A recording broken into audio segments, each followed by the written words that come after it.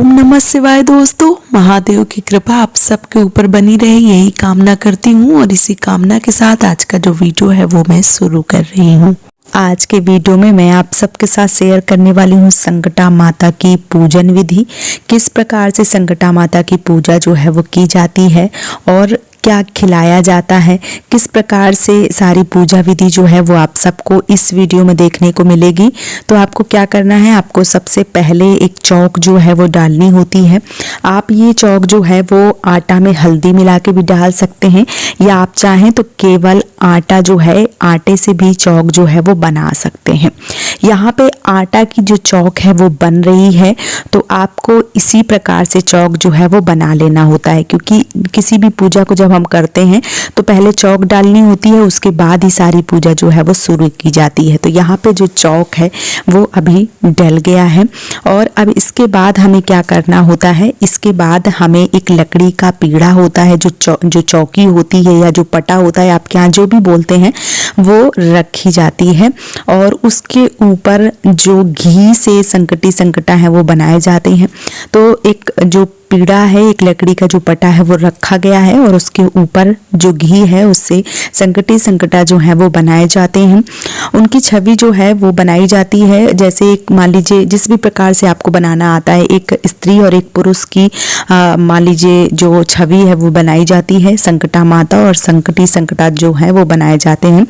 अगर आप घी से बना रहे हैं और आपको छवि जो है वो अच्छे से समझ में नहीं आ रही है, तो आप उसके ऊपर जो आलता है, रंग है या कुमकुम है, सिंदूर, जिसका भी प्रयोग करना चाहें वो कर सकते हैं, ताकि उनकी जो छवि है वो बहुत ही अच्छे से समझ में आ जाए। तो आपको पहले घी से बना देना है, उसके बाद जो कलर है उससे बना देना है, ताकि जो छवि है वो अच्छे से समझ में आ जाए। तो यहाँ पे जो घी से संकटा है वो बन चुके हैं। अब यहाँ पे जो आलता है, जो कलर है, जो सिंदूर है, उसका प्रयोग किया जाएगा और उसके बाद सारी पूजा जो है वो की जाएगी। तो यहाँ पे देखिए जो आलता है वो भी थोड़ा सा लगा के, और जो एक तरीके से संकटा है उनको सजाया जा रहा है। इसके बाद क्या करना है, इसके बाद जो सिंदूर है, जो कुमकुम है, वो लेके और उससे भी जो संकटा है वो बनाए जाएंगी, जो छवि है वो अच्छे से बनाई जाएगी। तो यहाँ पे देखिए जो कुमकुम है वो ले लिया है, और कुमकुम से जो उनकी छवि है वो अच्छे से बनाई जाएगी। अभी इस तरीके से जो कुमकुम है वो लगाया जाएगा। तो यहाँ पे देखिए जो कुमकुम है वो लगा दिया गया है। जब कुमकुम लग जाता है तब क्या होता है कि जो पूजा है वो शुरू होती है। तो पूजा किस प्रकार से शुरू होती है, कलश की स्थापना होती है। तो चलिए एक एक करके आपको सारी चीज़ जो है वो दिखा देती हूँ कि किस प्रकार से कलश की स्थापना करें और किस प्रकार से जो पूजन है वो आपको करना चाहिए। यहाँ पे जो संकटा है वो अच्छे से बन गए हैं। ये बनाने के बाद में जिन्होंने बनाए थे उन्होंने पैर जो है वो छू लिए हैं। अब आगे की जो पूजा है वो किस प्रकार से करनी है, तो यहाँ पे देखिए हमारे यहाँ जो सफ़ेद मिट्टी है उसके गौरी जो है वो बनाए जाते हैं, हमारे यहाँ उनको गौर बोला जाता है। तो वो रखे जाते हैं और जो कलश है उसकी स्थापना की जाती है। तो सबसे पहले क्या करना है, सबसे पहले किसी भी तरीके का कोई भी अनाज जो है वो रखना है। आप चावल भी रख सकते हैं या कोई भी गेहूं जो है वो रख के उसके ऊपर कलश की स्थापना करना होता है। तो यहाँ पे एक लोटे में जो भी पंचपल्लव है वो डाल के, जो भी आपको मिल जाता है वो रख के, उसके ऊपर चावल या गेहूं रख के जो दिया है वो प्रज्वलित कर दें। और जब दिया प्रज्वलित हो जाता है तभी जो पूजा है वो शुरू करनी चाहिए। तो यहाँ पे सर्वप्रथम कलश की जो पूजा है वो हमें करनी होती है, और उसके बाद जब जो संकटा है उनकी जो पूजा है वो हम करेंगे। तो सबसे पहले क्या करना है, सबसे पहले एक तरफ मान लीजिए कि एक तरफ दो कोने बनाए गए, एक तरफ संकटी और एक तरफ संकटा। तो दोनों लोगों के ऊपर एक एक पान का पत्ता रखना है, उसके ऊपर सुपारी, फूल, लौंग के जोड़े, इलायची के जो जोड़े हैं वो रख के सर्वप्रथम इस तरीके से जो पूजा है वो शुरू की जाती है। तो यहाँ पे दोनों तरफ पान के पत्ते रख दिए हैं, उसके ऊपर जो लौंग, सुपारी है वो रख दी गई है। और हमारे यहाँ इसको वीरा बतासा जो है वो बोला जाता है, आप फूल बतासा भी रख सकते हैं। तो इस प्रकार से रखने के बाद जो पूजा है वो हमारी शुरू होती है। तो यहाँ पे जो फूल हैं उनसे बहुत ही अच्छे से सजावट जो है वो कर दी गई है। इसके बाद जो कलश है या जो दिया है उसको भी बहुत ही अच्छे से सजाएंगे, और जो भी श्रृंगार का सामान है जैसे बिंदी हो गई, सीसा, कंघा, चूड़ियाँ, रबड़ बैंड या तौलिया, रुमाल, आलता, नेल पेंट, जो भी श्रृंगार का सामान है, जो भी आपके बजट के अनुसार है, वैसे जितनी भी श्रृंगार की चीज़ें होती हैं वो सब यहाँ पे चढ़ाई जाती हैं। क्रीम वगैरह जो भी है वो आपको ये सारी चीज़ें जो है वो चढ़ानी होती हैं। बाद में जब श्रृंगार पूजा समाप्त होने जाने के बाद में जब श्रृंगार लिया जाता है तो जो भी माताएं बहनें इस पूजा में सम्मिलित होती हैं वो सब यही श्रृंगार जो है वो ले लेती हैं।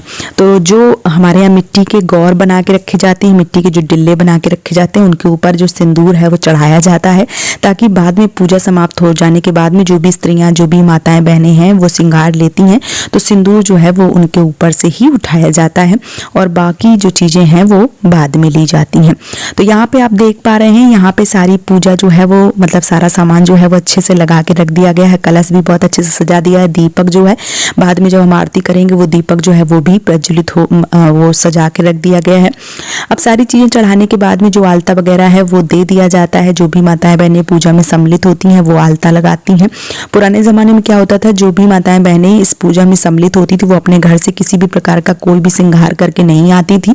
जहाँ जिनके घर में पूजा होती थी वहीं पे सारा श्रृंगार जो है वो बैठ के किया जाता था, लेकिन इस समय ऐसा नहीं है। बहुत सारी माताएं बहनें हैं जो सारा चीज़ जो है वो अपने घर से ही करके आती हैं, बस थोड़ा बहुत आलता वगैरह जो है वो लगा लेती हैं।